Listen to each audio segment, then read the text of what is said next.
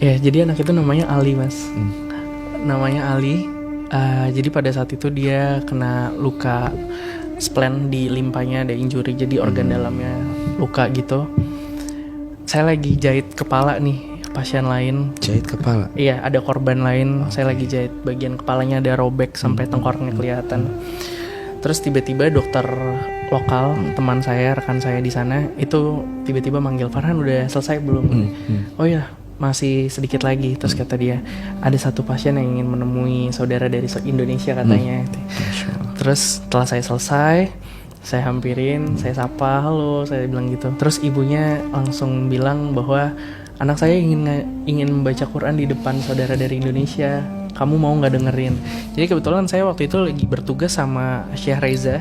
Dia salah satu relawan Mercy Indonesia yang bertugas di Gaza juga, dan dia bahkan udah 11 tahun di sana. Akhirnya saya bilang, Ja, sini Ja, ada anak yang mau ngaji gitu. Terus anak itu ngaji. Aduh Mas, saya bingung deskripsinya gimana ya. Mungkin kalau di video Mas terharu, pada saat itu saya nggak bisa putus senyum sih Mas. Saya benar-benar, saya bilang, saya cuma bisa melongo ngeliatin Ali dan kagum aja gitu Mas. Hati saya kayak ngerasa, oh ini ya indahnya ukhuwah tuh gini ya gitu. Saya harus melihat secara langsung anak yang lagi ada luka organ dalam. Dia dengan antusiasnya mau mengaji depan saudaranya yang kata mereka tuh selalu ngerasa dekat sama bangsa kita.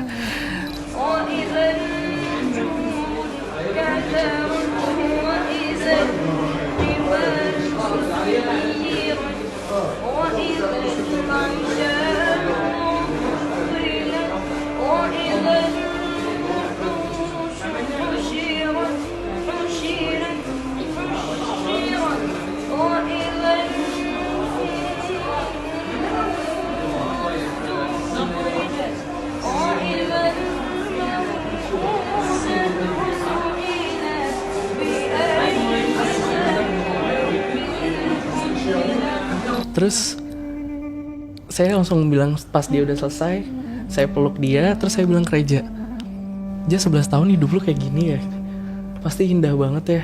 Masyarakat sini itu gak sekali dua kali Mas. Saya nyampe bikin beberapa tulisan karena kebetulan saya orang yang agak sulit mendeskripsikan. Jadi ketika saya lagi terharu, hati saya lagi tergugah, saya pasti bikin catatan. Karena saya ingin bercerita sama, pada saat saya kembali ke Indonesia, saya ingin bercerita sama orang-orang terdekat saya, sama siapapun itu, bahwa kita kalau ngeliat ke berita kan rata-rata fokusnya iya ngeri segala macem, semua hancur. Iya Mas, bener, itu ngeri dan itu semua banyak hancurnya. Tapi yang anehnya kalau secara akal manusia biasa ya, kok bisa sehangat ini gitu? Kok mereka masih ngehafalin Quran setiap hari gitu. Dan anak yang mengaji seperti itu tuh gak cuma satu Mas. Saya pernah juga lagi bertugas, terus dokter lokal ada yang bilang, Farhan, saya rasa ada satu anak yang nungguin kamu di depan. Dia ngomong, anak ini namanya dia. Terus pas saya udah selesai bertugas, dia nunggu saya dari pagi sampai sore. Masya Allah. Duduk di tempat yang sama. Dia cuma pergi untuk sholat, habis itu dia balik lagi ke situ.